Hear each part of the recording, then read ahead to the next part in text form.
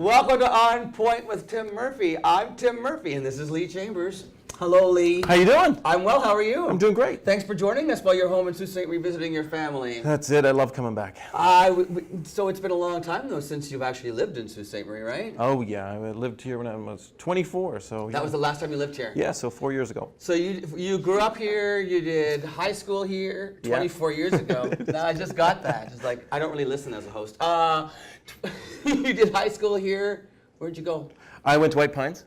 Okay. So the year after I left, it sunk. And have you been on a diet since? Did you feel badly about that? That was all my fault. Yeah, I was a big kid.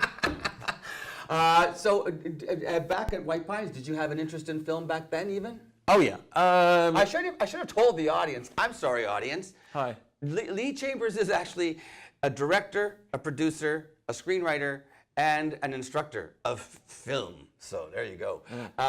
You had a passion for it back then, or an interest? Always a passion and interest. You know, when I used to get opportunities to do assignments, so the teacher would say, "Look, you can write a paper about it, or you can do a video." And I always chose the video, thinking it was going to be easier to do, and it's not. It's way more work, but it's also more fun. Okay. So I used to always pick that, and I used to have a lot of fun. And in the early days, I remember Wayne's World was coming out, and Wayne's World. Yeah, and the whole idea of Wayne's World, was that Saturday Night Live or was it Second City? No, what was Saturday. it? I don't know. SCTV, Probably. Wayne's World? Anyway. Were they Canadian? They're Canadian. I think it was SCTV. Well, so the idea of being able to go into a community channel and to be able to do stuff. To just host a show. Can you do that? And so walk in on community. So I did that. Like I'm doing. That's right. Yeah. We're making this up as we go along. I walked into McLean Hunter at the time, which became Shaw, here in Sault Ste. Marie, and I walked in the door, and just to investigate and find out how they were just about to do the local MPP's show, live show, and they needed people, and Mike Chikoski, who's right on the other side of that wall, he goes, "Quick, put headphones on me." He goes, "Grab this camera. This zooms in. This zooms out. We're live in 5, 4, 3." And I'm like, I'm a cameraman. I'm a cameraman. Like, that's how easy it is to get in the industry. You just walk in the door, and they make you a cameraman. If you come to 116 Industrial Park Crescent, the same thing can happen to you. And you can start as a cameraman and end up winning multiple awards at film festivals around the world. It's that easy. It's that easy. I don't know why. Don't lie to people. Yeah. And this is because that was 24 years ago. Yeah. More. It's a little more different now. Yeah. So you did crazy things in Sault Ste. Marie with video cameras? I mean, were you always running around making films? Oh, yeah. Were you one of those guys? You know, there was times when there was nothing going on at the station. There was nothing was being recorded, and I look around. There'd be a couple of guys we'd be hanging around. I'd be like, "Let's fire up the gear and shoot something. Let's have some fun." And we'd go out. We'd grab a camera. Beta SP. We'd grab a camera, and we'd run around. And I remember one day I wanted to do this shot looking down a road, and I thought, let's do this, and put the camera right in the middle of the road. So we sent Mike Chikoski to the bottom of the hill and said, "Mike, stand there with your arms out, and stop all the traffic," which is totally against the rules, right? I mean, you're totally violating traffic laws and all that stuff. But you were kids. Permits. Schmermits. You don't need permits. Hermits. I shouldn't say that because I teach my film students permits. Get permits. But that's sort of down the line. I mean, kids running around with cameras and stuff, as long as they don't get run over. As long as you have Mike Chikoski to stop traffic. I'm really sorry to the family whose child died under my direction. Because you sent them out to play in traffic? They played in traffic. Mike Chikoski, no longer with us. No. No, Mike is a handsome grown man now, and he still stops traffic. When he came out of his coma. You've explained so much now that I work with him. It makes sense. It's the final piece of the puzzle. That's right. So now, then you went to college here in the Sault. Yeah, I went to Sault College for graphic design, which is not film. Which is not film. They have a film. Do you know they have a film program? They didn't then, did they? Did they have one then? They do have one, yes. Yeah, it's not digital film. Yeah, but it's not like the Confederation College film program. The one where I teach. Right. No, well, there's a nice little plug. And that's not saying it's good or bad. I'm just saying it's not the same. No. It's different. So you studied graphic design? graphic design, And they got a which is job. not film, but it is color theory. It's composition, right? It's telling stories through still images and whatever. Very true. So there's I some get similar things to it. And then you worked in that field for a while as a graphic designer, graphic artist? Yeah, I worked for the Ministry of Natural Resources. Ooh, a government job. Freelance for a bit, and then I got a full-on job with. Isn't that nice when you work for the government full on? You get like benefits and all that stuff, and paid holidays. Did They you just get all pay you that? in cash. Like it was just. How long did you do that gig? I graduated in 1991. I did it till like 1994, and then I backpacked around Europe. Oh, did you? And had a great time in England. Yeah, that's the next chapter. So we're going to get to that right after this break. So we're going to come right back after this brief message more with director, producer, screenwriter, and instructor, Lee. And this is the Pineville Heist. We'll be talking about this. I got my very own screener, not for distribution copy. However, I will be showing this in my living room and charging fees to the audience members. And I'll give you a cut. Okay, we'll be back right after this. Stay with us for more On Point.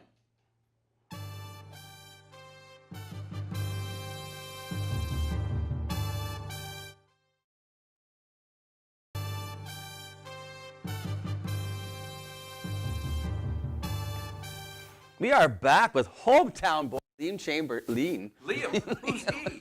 I'll He's- go get him. Green room. He's your Irish cousin, Liam Chambers. Oh, Liam. Oh, he was a good lad. Glory be to God, Liam. You're looking good.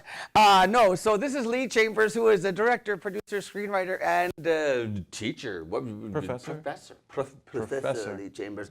But we're talking right now about how you made the transition sort of from a graphic artist into film. You went to England backpacking. Yeah, had a great time. Yeah. Loved it. And then after a few months of backpacking, I said, I want to go to England. I want to experience England, not just as a tourist, but I want to go back to England and live there. And I had the 2 passports, so I've got a British passport. Oh, as because well, your parents right? are originally from there? That's right, Okay, from so- Huddersfield, England.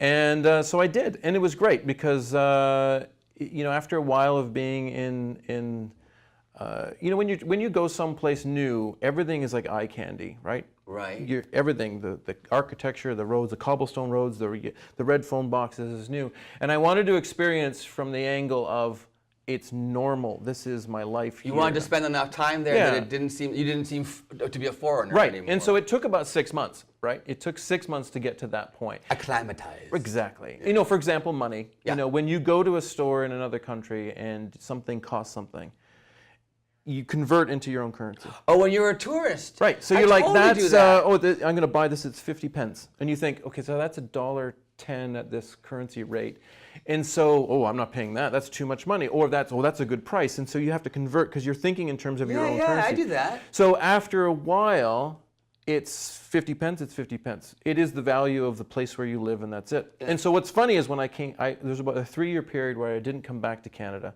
and I remember coming back here. To buy something, and in England, the tax is included. It's the VAT. So the price is the price. If it's 50p, it's 50p. Right. That's it.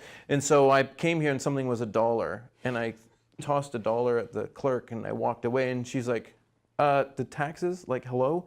And I'm like, oh yeah, right, the taxes. But I bought something thinking it's $1. That's about 40 pence. You were doing it in the other way reverse. around. Yeah. So you spent, how long were you there in England then? It was 8 years. I spent about 6 years in Huddersfield in West Yorkshire. Huddersfield is in the Premiership, by the way. That's a nod to my father. I don't know what that means, but The hey, Premiership Dad. football. Oh, being soccer? Yeah, no, football. The World Cup, football. Oval or round? Well, it's round. It's a round ball. Football. They call it football. You can't call it soccer. Why not? Because because I was living in England. I had to. You have to convert now. Work with me. What do they call it? What do they call it in Brazil? Convert to England. What do they call it in Brazil? I don't know. I'm not in Brazil right now. No, you're not in England either. It's soccer. All right. Listen, what about, never mind soccer, my ear thing on. What about film? How did that happen? I went back to England. Yeah. I gave up my job, my good government job with all the benefits and the perks and the big bags of money they just threw at me. And I went there, lived there, and I thought I was going to spend 6 months to a year, but I was walking in the Leeds town center area, and I saw a sign for the Northern School of Film and Television at Leeds Metropolitan University. Oh. And I walked in the door, just like I did at McLean Hunter. At McLean Hunter. I walked in, And they said, here, put these headphones on, and... That's it. No. Here, grab this 16 mil camera and go shoot. And I talked to people, whatever, and months later, I was a student in the student school. at the, what was it called? Leeds Metropolitan University. Leeds Metropolitan University. Very intense program. Very intense program.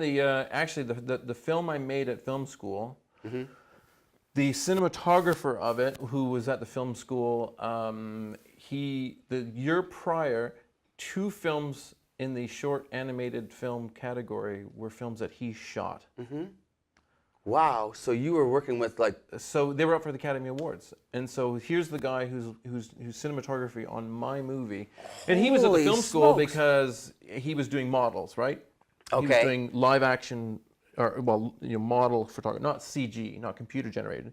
Oh, so like animated, what would Stop motion, Stop right? motion Right. animation. And he was doing that stuff, and he went to the film school because when he was trying to get into big sets and actors and whatnot, everyone said, you do this. You're good at doing the models. Leave the actors and the big sets to the real cinematographers. So he went to film school to get shift up in his couple of films on his showreel. I get it. Yeah. So everybody got an. So there's a lot of. I was like the youngest one at 25. I was the youngest one in the film school because everyone was a professional. There was going back moving- for So I learned. I interesting. managed to learn a lot very fast. And you made some connections. I made connections. Yeah. And then how did that film that you created at film school, was that like an entree for you to other areas, or Yeah, it did led that to, open some doors it led for you? to a ton of more films. It guided me and gave me the instincts to make my feature. So everything you do, if you stick at it, you're gonna get better at it, right? When we come back, and we're going to talk about what happened after England,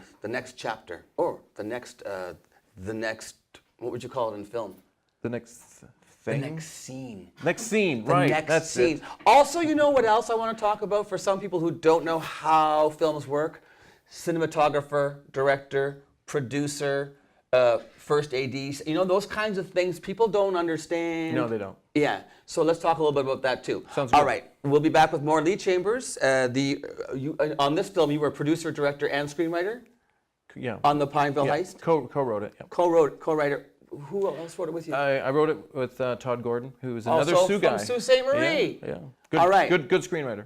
When we come back, more with Lee Chambers and Talkin' Film on TV, ONNpoint, with Tim Murphy. That's me.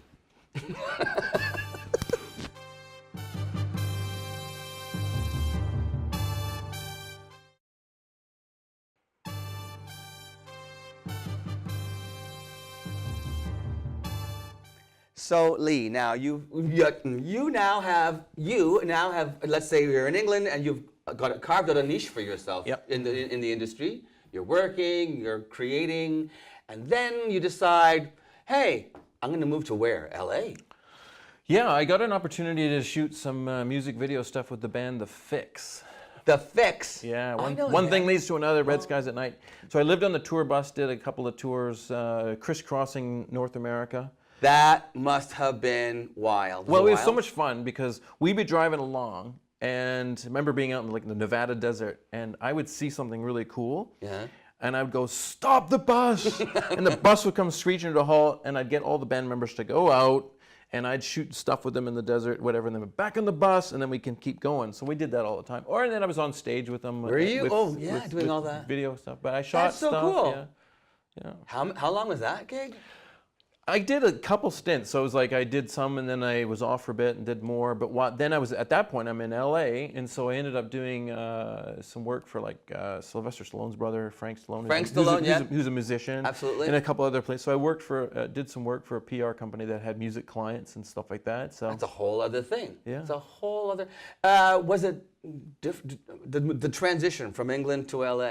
Not only are you leaving behind, friends and people that you met in the industry. Now you're starting pretty much fresh in LA. Or did you already have some contact? kind of fresh, but you know what? When I went to England, what I loved is at first being younger was like, oh, is it like again eye candy? This is awesome. I love it. But England's raining. It rains all the time. And whatever, you get kind of used to that. But I didn't get snow, so there's no snow for a period of time. Then I go to LA and suddenly the rain is gone. There's never any rain because it's 75, 80 degrees and you get sun all the time. So then I enjoyed 2 years. It's like being on vacation for 2 years. Yeah. Because you're always in a nice, sunny, warm climate. So when I moved back to Canada, I was horrified of the snow. And you didn't just move back to like Canada. You moved back to Thunder Bay. Want to talk snow? Yeah. Holy smokes. And the year before I came there, I guess they had massive snowstorms. And everyone was warning me, oh, it shut down the whole city for 4 months. It was horrible. And then that year, my first year there was hardly any. Oh, so you brought the mild weather I with brought you. the weather Ladies from and LA. gentlemen, global warming brought to you by Lee. You're welcome. So, Mr. Chambers, then you're in Thunder Bay, and once again, opportunity. Yeah, well, Thunder Bay was knocks. supposed to be a sort of a transition place, spend a little bit of time there, and You then were go back. I was deciding what probably to going to do? go back to England. That's I what you think. figured? And then I walked into, once again, I walk into Confederation College. What's happening here? And they went, here, teach some classes. You know, isn't And that I, crazy how life yeah. unfolds? The universe, you're just in the right place at the Yeah. right time, or perhaps you just make things happen, just by walking. I think so. I think so. And well, so I got a chance to teach some classes, and then that was 14 years ago. I'm still there. 14 years ago, still there. Yeah, full time for like 12 years now. 10 years, 10, 11, 12 years, or whatever. And what is the name of the course you teach? It's the film production program. We teach. It's a 2-year program. We teach using Arri Alexas, which is the camera. Arri Alexa. It's the camera. It's 100. We teach our students how to use a $160,000 camera. Whoa. So we're not dealing in small cameras. We're dealing with the big. Did you say Ariel or Area? Arri. Arri Alexa. The same camera that they Arri shot Alexa. the James Bond movies or Avengers or whatever. Oh, by the way, the Avengers, Yes. shot by a Confederation College graduate. He's the cinematographer. No kidding? Yeah. Were you one of his instructors? No, he Before your he time. probably graduated film school the same time I graduated. Oh, okay, film he's your school. age. Yeah, but I still talk to him. I know him now. We have a conversation every now and then. So, does Confederation College teach pretty much every aspect of film? Yeah, we're A to Z. So I know there's a film program here too. So Digital film, I believe. yeah. So they started one. We've been running around for 48 years using motion picture film stock. So obviously things have shifted in the industry. We're moving from 16 mil, 35 mil to Arri Alexa, big Hollywood camera. Yes. But it's A to Z. So students come in and they Do they learn screenwriting?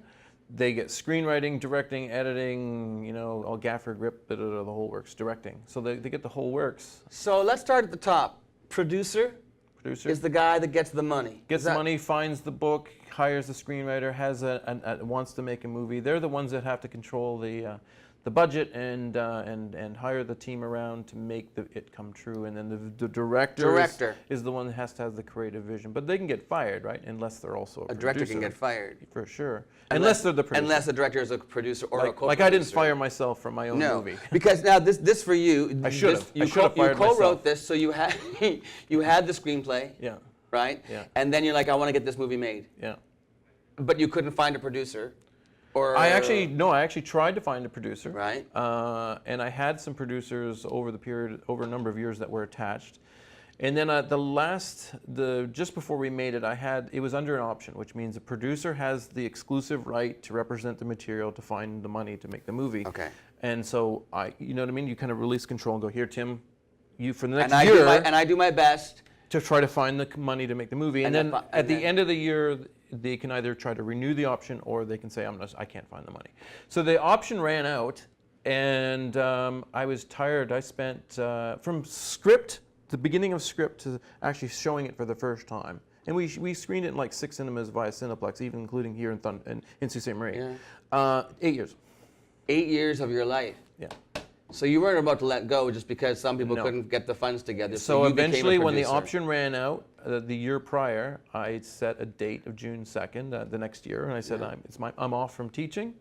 Let's go and make the movie. I'm taking my baby, and there's something serendipitous about setting a date as well, right? So when you say, I want to do this, I want to do that, people say, oh, that's nice. But when you say, I am doing this, I am doing it on June 2nd. Are you in or you out? Like, are you with me or not? Yeah. Are you going to invest or not? Are you going to be a part of it or not? People have to make a choice at that point because you're not wanting something, you're actually doing it. Wow. And so within about 6 weeks of me setting the date, I found, I think, about $30,000 worth of funding. Whoa. Because I was all private. Like, I went and tried to find all the government money. Yeah. Couldn't find any of it. So now we're going to talk when we come back about once you got into casting, and I want to hear a story about the interesting casting that went on for this film too. So stay with us. More coming up with Lee Chambers on Point with Tim Murphy right after this.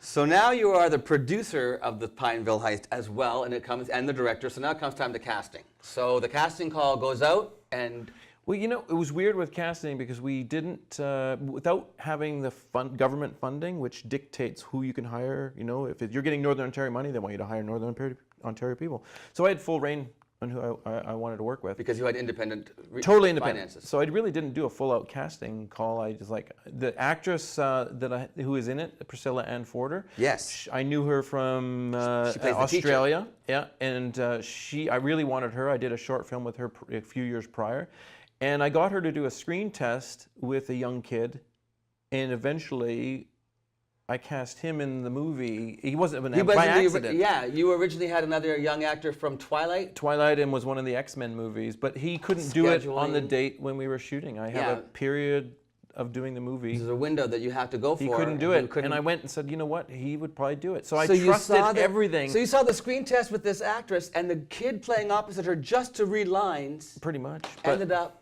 being the star of the movie. and we're going to see a clip. Let's have a look. Let's have a look. This is from The Pineville Heist, co-written, directed, and produced by Lee Chambers. And what is this young actor's name? Presley, Massara. Presley. All right, let's take a look. Pineville Heist. Drugs are permeating Pineville. What's the biggest threat to kids today? Masturbation. Office. 1018, got a report of a white van missing. Sheriff, can I speak to you for a sec? Bank's been hit. What'd they get away with? 4, maybe 5 million? You'll never guess what happened. Someone robbed a bank. Get out! If we find it, we should return it. Why? Because it belongs to the town. Looks like a hunting camp. Looks like they burned somebody. You don't have to do this, man. I swear nobody saw us.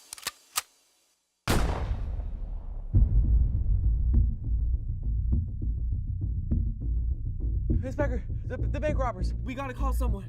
Aaron's at the school. He has the money. You want to send someone over to get it? This will get you in and out the main door. All the other doors will be chained up.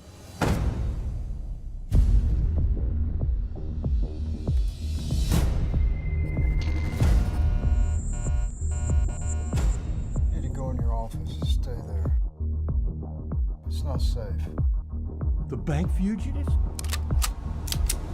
They're here?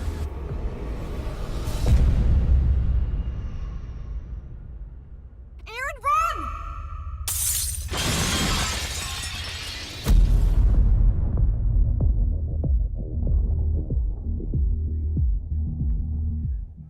Must keep running. I wish I had popcorn for that. That was it's suspense. This is a genre you really like, obviously. Well, you know, everything I've done has usually been comedy. Really? It's been shorter comedy kind of stuff, and then this one came up. And what's interesting is when I was trying to go for the money for it, people said, well, but you don't have any thriller on your show reel. So now I've got to prove. Oh man. You haven't proved yourself in the genre of the feature you're trying to make. So it's not like, so you learn a set of skills and you can't cross over and do other things. They think it was like Mark Stewart, who was the DP on my short film. You just do models. DP, director of photography. You just do models. You Right. don't have this, you can't do, but he knows how to use the camera. But yeah, so It all worked out. Now I've done this. If I try to do a comedy now, they'll say, well, you've never done a comedy. So I'm screwed no matter what But I do. okay, now you have some projects in the works. Yeah. Always. You've got several, Always, yeah. several irons in the fire. Yeah. Does your brain always go thinking about? Always. I got more ideas than I know what to do with. And the thing is with this one, because I didn't find the money and I made it, it's actually very low budget. I would never do a movie like this again because it's very dangerous to do. It's highly combustible. It could fall apart at any moment. People aren't getting paid the way they should be.